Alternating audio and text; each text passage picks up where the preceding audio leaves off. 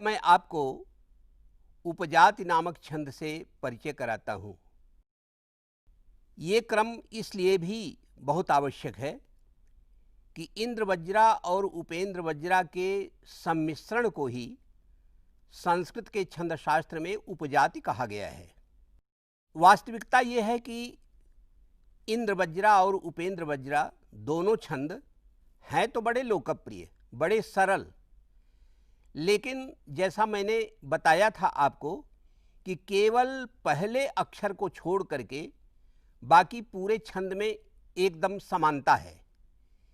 एक छंद में पहला अक्षर दीर्घ है, दूसरे में लघु है।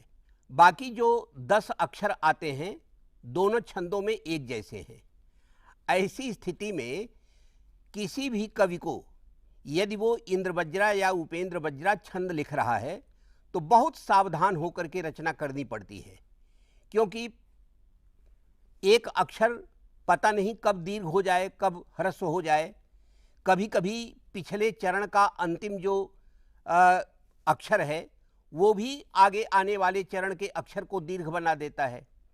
तो ऐसी स्थिति में इंद्र वज्रा और उपेंद्र वज्रा को लिखने के लिए बहुत ही सावधान रहना पड़ता है कवि को।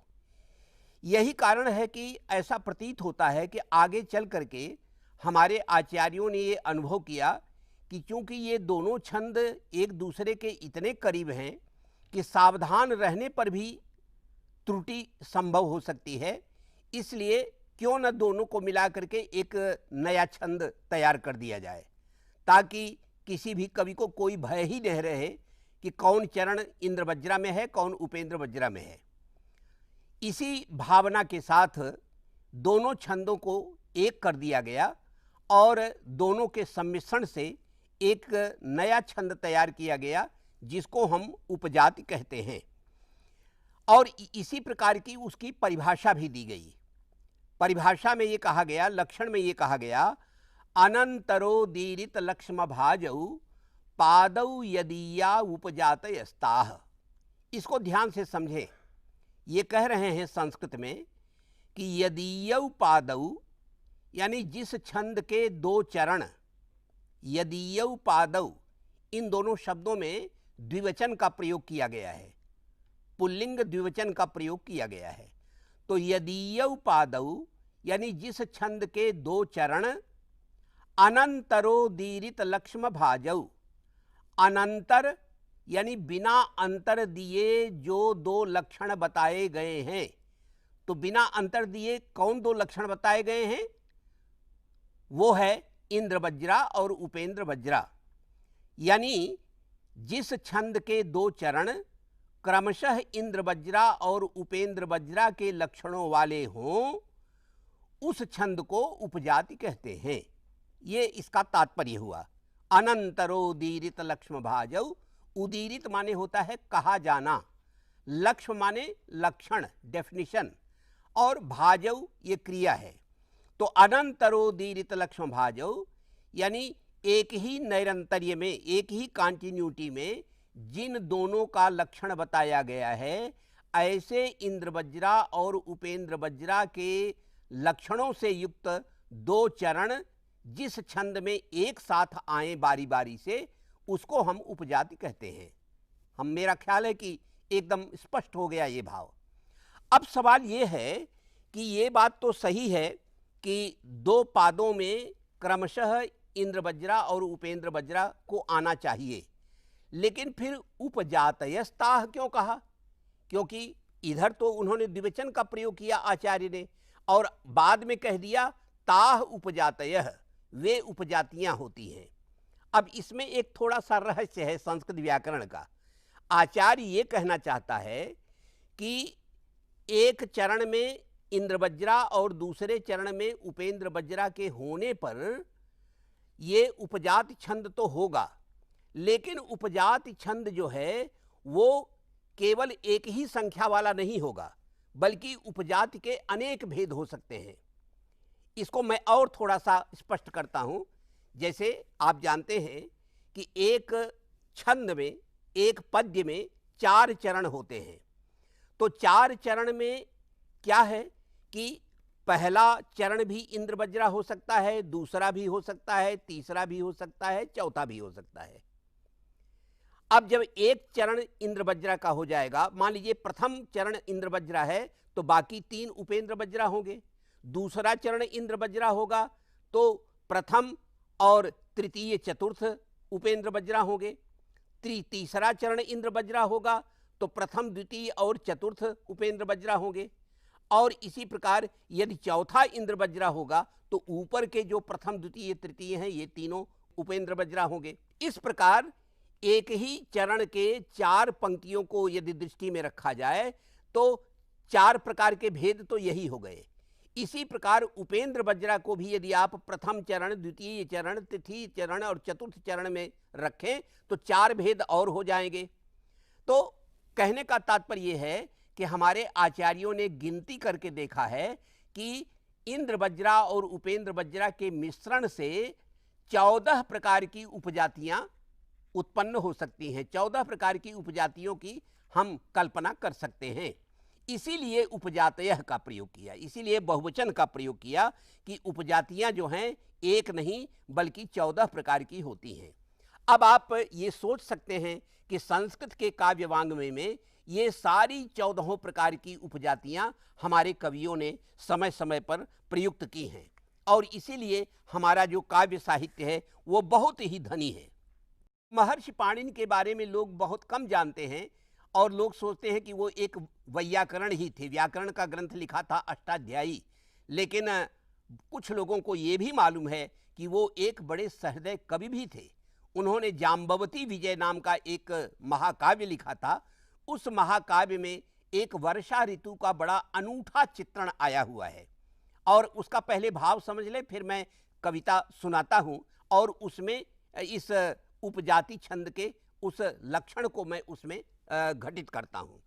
तो उसमें ये कहा गया है कि वर्षा ऋतु में ये जो कालमेघ गड़गड़ाहट पैदा करते हैं, दहाड़ते हैं, तो ये बादलों की गड़गड़ाहट नहीं है बल्कि यह बादलों के वन में चंद्रमा रूपी अपने बछड़े के खो जाने के कारण काले रंग की जो गाय है, वो रात है, रात रूपी गाय है, मानो वह उसको रभा रही है। क्योंकि अपना बछड़ा वो देख नहीं पा रही है, चंद्रमा कहीं गायब हो गया है, तो वो रात जो काली गाय के समान है वो उसके लिए मानो रभा रही है। कितना सुंदर ये चित्रण है, अद्भुत चित्रण है।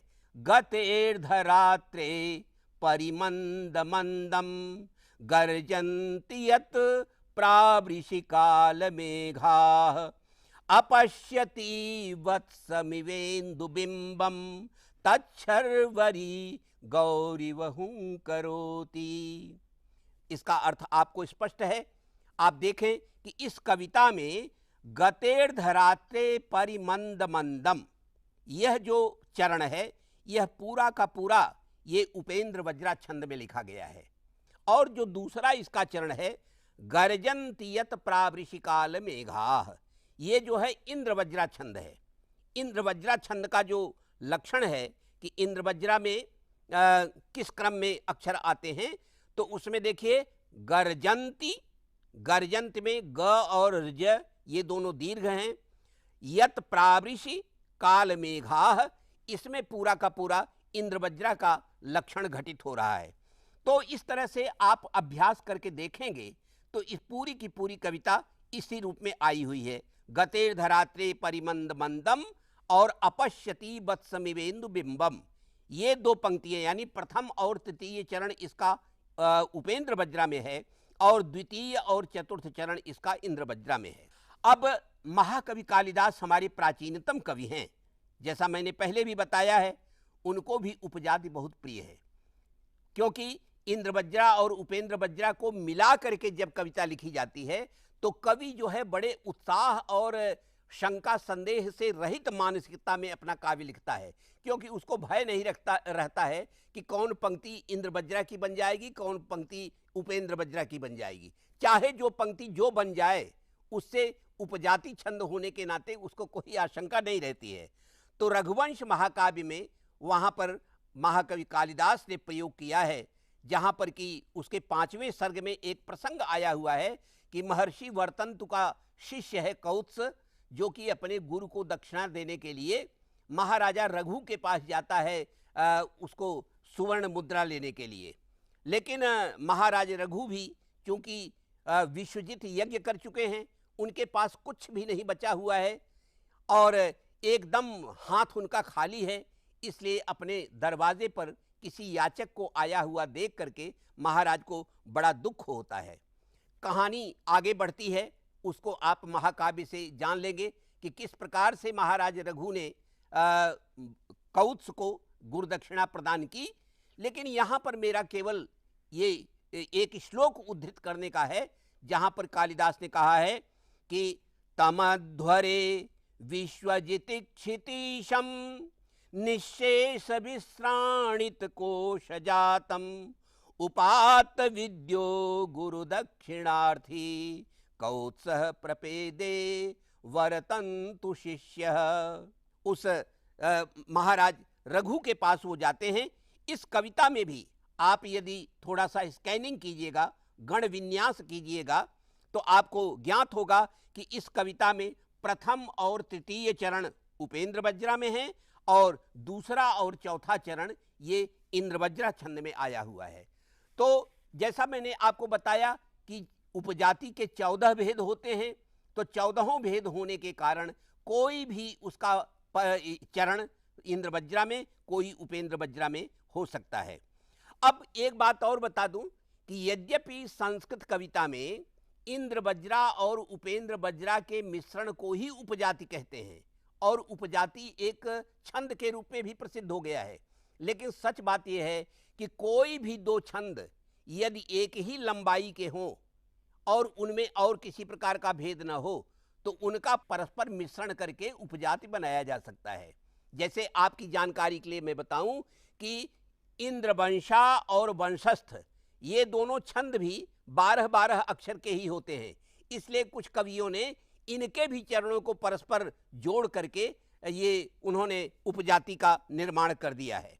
तो इस प्रकार उपजाति छंद बड़ा ही ललित छंद है और हमारे सुभाषितों में तो इसका बड़ा प्रयोग है, गीता में इसका प्रयोग है। मैं आपको 2 पद्य सुनाता हूं जो आपको जरूर याद होगा, और न याद हो तो जरूर याद कीजिए।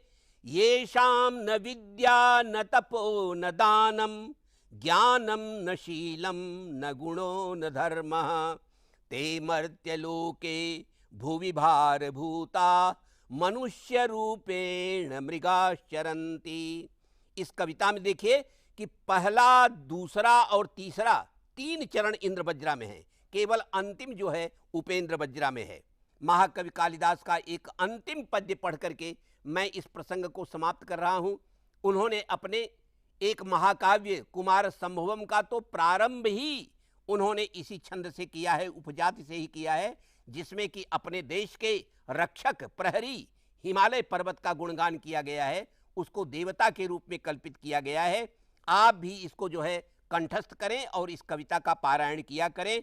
अस्त्युत्तरस्यां दिशि देवतात्मा हिमालयो नाम नगाधिराजः पूर्वापरौ तोयनिधि वगाह्य स्थितः पृथिव्या इव मानदंडः। इस कविता में पहला और तीसरा चरण इंद्रवज्रा में है और दूसरा और चौथा चरण उपेंद्र वज्रा में है। मेरा आपको ये कहना है कि जो भी कविता आपको उपजाति में मिले, आप उसको अपने कागज पर लिखें, अपनी पंजिका में लिखें और ये पहचानने की कोशिश करें कि यह 14 प्रकार की उपजातियों में से किस प्रकार की उपजाति ये मानी जाएगी। इसमें कौन चरण इंद्रवज्रा का है और कौन उपेंद्र वज्रा का है, इससे निश्चित रूप से छंद लिखने में, छंद को समझने में आपको श्रेष्ठता प्राप्त होगी।